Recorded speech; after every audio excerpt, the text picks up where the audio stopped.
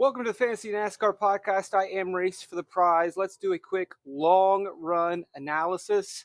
I'll do a straight up picks video later on, but today we're going to look at long run picks for Phoenix, maybe identify some value in the field. And as always, racefortheprize.com. That's where you can get access to Fantasy NASCAR Spreadsheet, $27 for the month of March. You haven't really missed out anything yet, so jump in now. You can buy weekly packages. Contact me if you want to try to work out some sort of deal. So we got a lot of laps. That means we get to look at some raw lap data. And what I'm really focused on is the final run of the session. Track is rubbered up. Who has the most speed? What kind of times are they running at the end of their session? First guy, we'll just go in alphabetical order.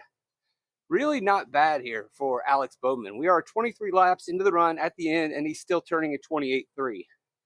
Bowman starting deeper in the field. He is definitely someone you want to consider if long run speed becomes a factor. Now, obviously, we know it's going to be hard to pass, and hog points and lap sled points favor the driver starting towards the front, who aren't really the fastest on long runs, but they have good pit selection, and they should continue the trend of scoring a lot of fast laps, lap sled. The beauty of Alex Bowman is you just need him to move forward, and you can see here this car still had some speed. Now, you see these laps that are off. Maybe you got into traffic, whatever happened, but you can see here at the very end of his run, very late in the session, 52 minutes in, he's still running a 28.3. That is very encouraging. Let's look at another driver that I've highlighted, Brad Keselowski. Another driver starting slightly deeper in the field. He also is running a 28.3 at the end of the session. Now that's on lap 20, so that's fewer laps, but here we are at the end of the session. Pretty deep in the run, turning some pretty good lap times. Again, you really only need him to scrape off some fast laps. And if his car is still fast in the long run, he could pick up some fast laps in traffic because the leaders are going to approach traffic at that time. The tracks can get spread out, and the fast laps aren't necessarily going to come from the front of the field always deep into the run. Obviously, you're going to need long runs to happen, but again, with a long run and maintaining speed, Keselowski has a good shot of moving forward. He's a driver I like before qualifying. I'm not going to abandon him now. Bubba Wallace, not as good, but not terrible. You would like to see these numbers be a little bit higher. They are better given some of his earlier races at Phoenix. He has improved at Phoenix. I think the 2311s have a decent amount of speed. Obviously, Bowman and Keselowski are a little bit better. But for comparison, he's not completely dead in the water. Not going to be a favorite, but he is there, someone to look at. Chase Elliott didn't run as many at the end, but he had a decent amount of long run speed compared to some of the drivers that are starting up front who did seem to be a little bit more trimmed out. Hamlin didn't really do a lot of long runs, so it's hard to compare him. But again, here we are 18 laps in. It's fewer than Bowman and Keselowski, but a 28.3s up here in the 28.2s. Not bad. You can make a legitimate argument that Elliott has a pretty good balance. And if you listen to his conversations after practice session one, he wasn't really that critical of the package. He wasn't really down on his car. Didn't say that it was slow. Like William Byron didn't like the speed in his car. They seem to have made some fixes with William Byron's car, so maybe he will pop back up on the board. But it is encouraging given where Elliott was last week, and we do know that at short tracks, short flat tracks, whatever you want to call Phoenix, this is one of his strong suits. His intermediate program has been a little bit inconsistent, hit or miss over the years, but he has been strong, obviously, at road courses and super speedways. But short tracks, more braking, he has been stronger. And as I mentioned, though, maybe some of that has gone out the window with the newer package with a bigger braking, downshifting that's been more forgiving of lesser talented drivers. And maybe some of Elliott's advantages have gone by the wayside because of this package. Either way, I still am encouraged by that 28.3. Could be a little bit better. Not bad. We haven't gotten to the big guns yet. Buescher, like his teammate Keselowski, also running here in the 28.3s, can move forward. Strong race last fall. Not a lot of fall off. 49 minutes into the session. Last run. Again, I like looking at when this track is rubbered up. You have three distinct runs in practice. Really, the first one, which I'm kind of very dismissive of. The second one wasn't very long for most teams. That third run really is where I'm focused. And for him to come out and seem to have dialed some things in, made some setup changes, managed his tires well. I like it. And he often goes overlooked, and I would argue that Buescher and Keselowski are completely undervalued. Here's the big dog, 32 laps into the run, and he's hitting a 28.3. Yes, you got these slow ones here, but lap traffic, whatever, things happen. But I mean, even up here in this is the 20 range where we were comparing those other drivers that were running 28.3s. We like Keselowski and Bowman at 28.3 in this range. He's almost at a 28 flat. Bell has some extreme long run speed.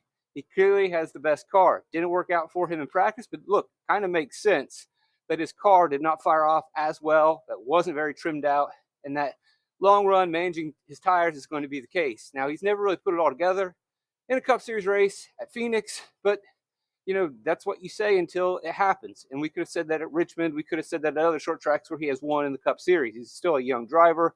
We have seen him dominate in the Xfinity Series where he could get away with a little bit more. But this probably could be the day where Bell makes a huge dent. And with these kind of speeds, the place differential he can pick up, fast laps he can scrape, even if he doesn't lead a lot of laps, he is still a major factor in this contest. Joey Logano, I had to go back and look at this because, at first you see him be really fast in the first session. You're like, well, I don't really care about that. But then someone made a note on my YouTube comments, which I always respond to, like, yeah, I need to look back into Logano's long run speed on his last run. Again, we've got this traffic situation that appears for all drivers late in practice. When it clears up, he comes back out 18 laps in. I'd like to see it be a little bit more, but nonetheless, under a 28.3, 18 laps in, he's running 28.2s. Not as fast as Bell, but he does have long run speed as well. We know he has short run speed, just didn't show it in qualifying. Maybe they took away a little bit of that short run speed, went back to long run, because Penske does tend to favor short run a little too much at times. Maybe they made a decision about how they think this race is going to play out, added a little bit more downforce, made some setup changes, adjusted tire pressures, whatever they decided to do. Couldn't quite qualify at the speeds they wanted, but maybe in the long run of the race, they're going to be better suited. Either way, not quite as good as Bell, but at the top of the list of a guy who can definitely move forward on the long run, and we'll see what happens there. He should be on the board. Kyle Larson, guy that really didn't light up the board. If you're looking at lap averages, we have high expectations. But if you look at what he did on this long last run, 52 minutes into the practice, here he is, turning off 28.3s, 28.2s. He's got the long run speed as well.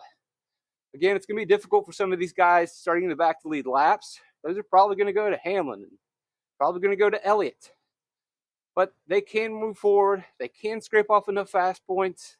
And if adversity finds Hamlin or Elliott, then they slide back and lose place differential points.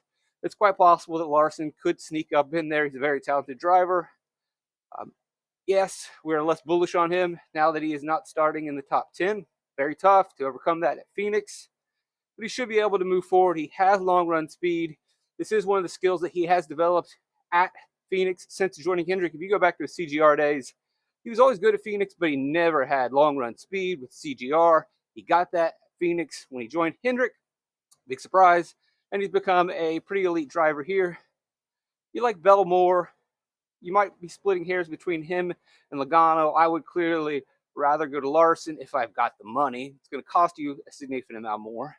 But then again, you could always go to Keselowski and Buescher, who aren't really that much slower on the long run and are significantly cheaper. And maybe with their starting position, they have a chance to move forward quicker and pick up fast laps in cleaner air possibly. Ross Chastain's a worry. It's a guy you liked early in the week. Obviously, there's going to be those traffic issues that we talked about. But here he is, 26 laps into the run. Not that fast. Now, 20 laps in the run is not terrible. 28.2. But some of this is fall off. Some of this is traffic. I think it's a little bit of both. And I'm not really that encouraged by Ross Chastain's long run speed. But I would not use this in the case to completely rule him out. He's an aggressive driver that, although he may lack long run speed, he can pick up spots early on the run and just simply not give up spots. If you like his aggressive driving, it is a track where you can be a little bit more aggressive. And once he picks up the spots, A, he doesn't give up spots. B, it's a hard track to pass at. So if anyone can make up for a lack of long run speed, it could be Chastain.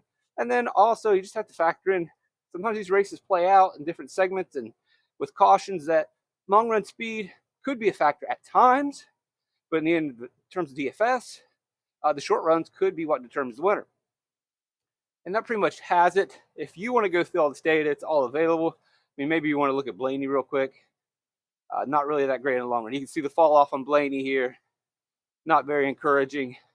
Again, I wouldn't use that to completely dismiss him. Remember, when we get practice data, we don't go and run off with practice data You don't get that wedding in the Smokies, that shotgun cabin wedding. We're not eloping. We don't abandon process. He's got 3 runner-up finishes in a row. Just because he wasn't fast in the 3rd session in practice on the long run does not mean you completely throw out the baby with the bathwater. You still stick with Blaney and you're still encouraged by him.